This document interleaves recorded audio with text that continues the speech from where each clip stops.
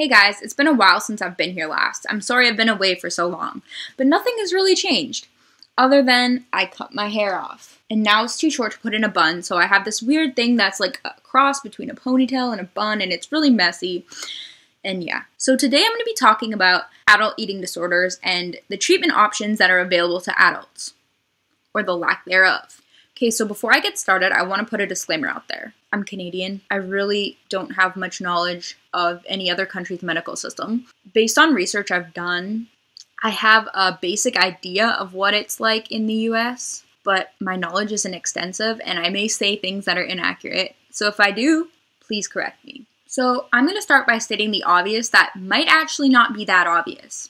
Eating disorders are not just an adolescent thing. Doctors and medical professionals are finding that there are more cases of late-onset eating disorders appearing throughout the nation. Honestly, I disagree with the whole appearing thing. That exact wording was found on EBSCOhost in one of the articles I read, which yes, I will cite them at the end of this video. I don't think that things like this just start to appear out of the blue. I think that they've always been there and people have just failed to realize it. I believe adult eating disorders are often overlooked because each physician has a schema in his mind of how an eating disorder presents itself. The most common schema used by physicians would be sort of the, upper middle class white adolescent population, which honestly couldn't be more untrue. Specifically in the elderly population, which I find really interesting. Another tidbit I found on EBSCOhost when I was reading through a bunch of articles was that there have been 21 cases of postmenopausal anorexia nervosa observed from 1975, I think, to 2002. Okay, I just checked. That was 1976, not 1975. But even with all these adult cases of eating disorders appearing suddenly, the treatment system doesn't seem to be adapting at all. Most eating disorder services, in my area at least, seem to be aimed at children and adolescents. And the ones that are aimed at adults are extremely hard to access, or you have to be really sick. Here in British Columbia, at least, I don't know if it's the rest of Canada, I don't know if it's the US too, I don't know because I don't live there. Services seem to have a very strict distinction between adolescence and adulthood. So basically, on the night before your 19th birthday, you go to sleep a child, and you wake up an adult. And that's how it happens, according to our lovely government.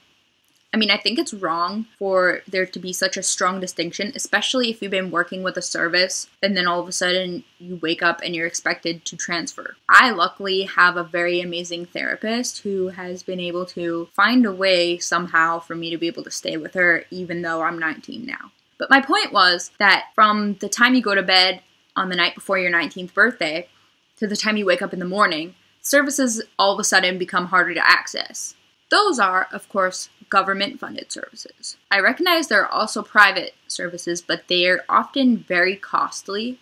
Like, I was doing some research, and I was reading that for, I think, a 50-minute session with a psychiatrist, it was $350. I'm a university student. I don't have that type of money. Another thing that comes with government-funded treatment is a long wait list. Like, when someone with an eating disorder realizes they need help and actually has the freaking courage to go out and ask for help, and then these people, like, have the audacity to say, oh yeah, we can help you in 4 months. To me, that is just, I don't even have words for that. I mean, you could compare that to calling a suicide hotline and being put on hold, or going to the hospital, getting diagnosed with cancer, and being told that there's a wait list for chemotherapy. Like, that is so ethically... I'm sorry, I'm getting a little worked up here. To me, that is ethically unacceptable. I mean, to turn someone away who needs medical treatment, it doesn't work for me. I mean, thinking back to when I finally asked for help, I remember how much that took. And I mean, especially since I was a child at that time, I couldn't all of a sudden be like, oh wait, no, I don't want to be on the wait list anymore. Can you just take my name off? Many adults can actually do that. Actually, not many adults. All adults can do that. You're of age, you can do what you want. So I believe it's critical for when someone asks for help that they should actually get it before they change their mind. or rather before their eating disorder changes their mind for them. There's also the issue of insurance, which I think is primarily an American issue, but I'm going to touch on it anyway. Insurance can also be a deciding factor in getting treatment. I watched this documentary called Thin. I've actually watched it more than once. There was one woman in the documentary that I thought was really cool. She was a rebel. She went and got a tattoo, even though you aren't supposed to do that when you're in treatment. Her name was Polly. She ended up being asked to leave because of insurance running out. So yeah, I thought she was so cool that I decided to do some checking up on her. It turned out that she died. So here's an example of someone who had access to treatment, was turned away because of insurance issues, and then died. To me, in a country as developed as America, I don't think things like that should happen. I mean, it isn't like she's in a third world country with no access to resources. She was in America. I mean, to me, something like that is so wrong. I mean, if there's a take-home message in all of this, it's that mental illness, it doesn't discriminate. So why should treatment programs? I mean, we need program options that are indiscriminatory. Regardless of age or gender, you should be able to get treatment. No person is more worthy of treatment than the next. So why are our options so limited? I mean, people need to start realizing that mental illness is serious. And I mean, really, that's one of the main reasons why I want to go into medicine, so I can hopefully make a difference. We live in a day and age where this should not even be an issue.